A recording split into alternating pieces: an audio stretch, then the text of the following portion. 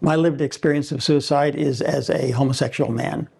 And so that's what I speak to, because that's what I've experienced. I was living in the closet since I was 21 when I got married. And I got married because of the culture, the religion, the family that I was in. It was a life of depression, almost constant, 14 years. And toward the end, the suicidal ideation got really, really bad until one day when I decided I'd had enough and attempted. After that, came out of the closet. It was a devastating experience for me, for my wife, for everybody that knew me. I learned that when you take your life in the closet, no one finds you. And if I had gone ahead and finished the job, no one would have had any idea that I was a gay man. It would have been put down to my depression, etc. And I learned that's where most gay men are. They're in the closet, and all the research indicates it, that we live millions and millions and millions and millions of homosexual people live in heterosexual relationships. And that experience is, it's hard to describe. In fact, it's impossible if you haven't lived it. And it drives people to kill themselves. And so many of the suicides that happen aren't seen to be gay suicides, and yet they are. And it drags the partners in with it. They're in the same closet, they just don't know it. And the impact upon them, the impact upon children in a relationship that's mismatched, where the kind of emotional closeness is impossible. And the implications that has for a partner's suicidality, for children who are raised in that environment. And so the closet is an enormous problem, and not just for the queer community, for the people who are affected by it. Actually, it's the other way around. My lived experience has impacted my involvement within the community. To make a long story short, when my life was devastated by the coming out process, when I lost everything, I ended up through a series of events in New Zealand, where I became a citizen and studied for a PhD in the history of gay identity. And in the process of that, put together a company that would help organizations come to terms with what the issues are. Because New Zealand had just passed a Human Rights Act that included sexual orientation. And so I ended up, through a series of synchronicities that are almost fairy tale-like, being invited to, by the Admiral of the Navy to come to the Senior Officers Forum to speak on this subject. There was a lot of opposition that he received from his captains and commanders, but he didn't relent. And finally, I was flown down to Wellington to speak. At the end of the talk, he's the only ally I have in the room. No one else wanted me there. And when I finished talking, he was the first one to speak, and he was critical. And he said, "Eugene, it sounds like you want us to feel sorry for these people." My heart sank. I felt that I'd completely failed. I didn't know what to say, because he was right. I did want them to feel sorry for us, but I didn't want to put it that way. And then, without any prompting, somebody else said what I needed to say. And it's the only person in the room that could, and it was the captain who had been the most opposed to me being there. And he turned to Admiral Wilson and he said, "Admiral, I'm going to have to disagree with you on this. My mind's been changed. And what's changed it is understanding what it would be like to live in the closet." He said, "I couldn't stand to live like that. And I don't expect anyone else in the Navy to either. So let's do something."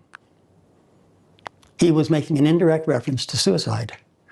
He said, "I couldn't stand to live like that."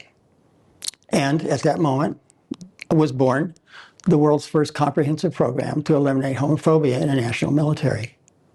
And eventually, in 2014, that led to the New Zealand Defence Force being voted by the Hague Center for Strategic Studies as the most gay-friendly military in the world.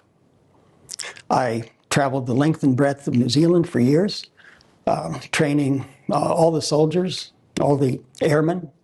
I would sail ships at sea and go off on normal deployments with the Navy to do the training and just get them over it by being a gay shipmate.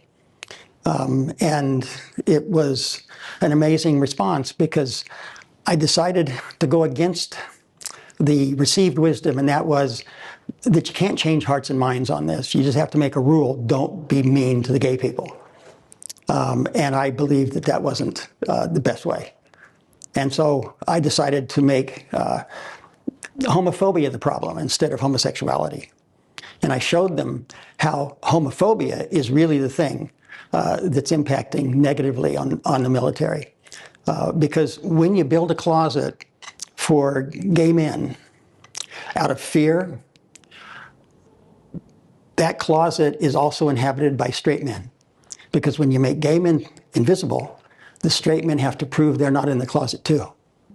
And the way they do that, according to the research, is through what's called hyper-masculine or hyper-heterosexual behaviors.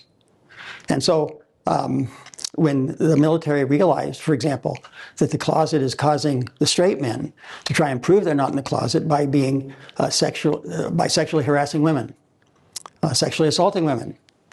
But that's not seen as a queer issue, but it is. And when they began to see how it was affecting operational effectiveness when men were acting like this, hyper-masculine, ignoring safety precautions, being macho, they realized that the real problem is the closet. And same thing happened in the police. When I trained all the police in New Zealand, I trained all the New Zealand Customs Service. And when the police realized that many of the crimes that they deal with are men trying to prove that they're not in the closet, they act hyper-masculine, they act hyper-heterosexual, and then the victims of that are vulnerable to suicide.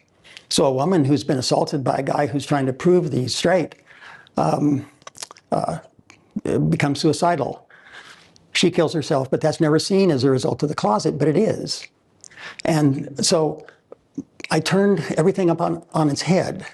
I turned the paradigm around, and I showed everybody that the closet is the enemy of everyone. It's not a queer issue. It's a all of society issue. It affects everyone. It affects negatively. I came in on a ship after a deployment once. We landed in Devonport, the naval base in New Zealand. And the captain turned to me on the bridge and he said, "Eugene, there's a sense of calm that's come on over this ship I've never experienced before." Because when you explain to the men why they're doing what they're doing, the cat's out of the bag and they stop doing it instantly. When they see that they're in the same prison, that they have to show this heterosexuality, they have to show this masculinity all the time. I was on an army base and a major said to me, "You see that sergeant over there?" He said, "That's your biggest victory. He is violently, verbally, violently homophobic. And after the training, he's going around telling everybody that it's cool to be gay." Nobody can believe it. Because when you show them that they're the victims, and you broaden this out to not just a gay issue, not just a queer issue, but to an issue that affects everyone profoundly, magic happens. By not making it an exclusively queer issue. By making it an issue that everyone sees is affecting everything. Absolutely everything. It even affects international politics, geopolitical. When you have a country that's acting a lot like well, when I was in the military, there's gradations of masculinity. So the infantry is the most masculine, for example, in the Army. The gunners are the most masculine on a warship. And the more that there's a projection of masculinity, the more homophobia there is. And so to avoid, for example, an openly gay man within an infantry unit is a threat to the masculine status of that unit. when you've got a country, and we do, lots of countries, that are guided by masculine ideology. It's no surprise that Russia, which is portraying itself as highly masculine, has put the most draconian anti-gay laws into effect, because if you have openly gay men within that society, it destroys the masculine status. And this is the way that you deal with it. This is how you lower queer suicides, by showing that there's all sorts of people who aren't queer who are affected by this in profound ways. That's what you do. And it's not just theoretical, because I've shown that it happens over and over and over again in the most homophobic, heterosexist, and anti-gay organizations in the world.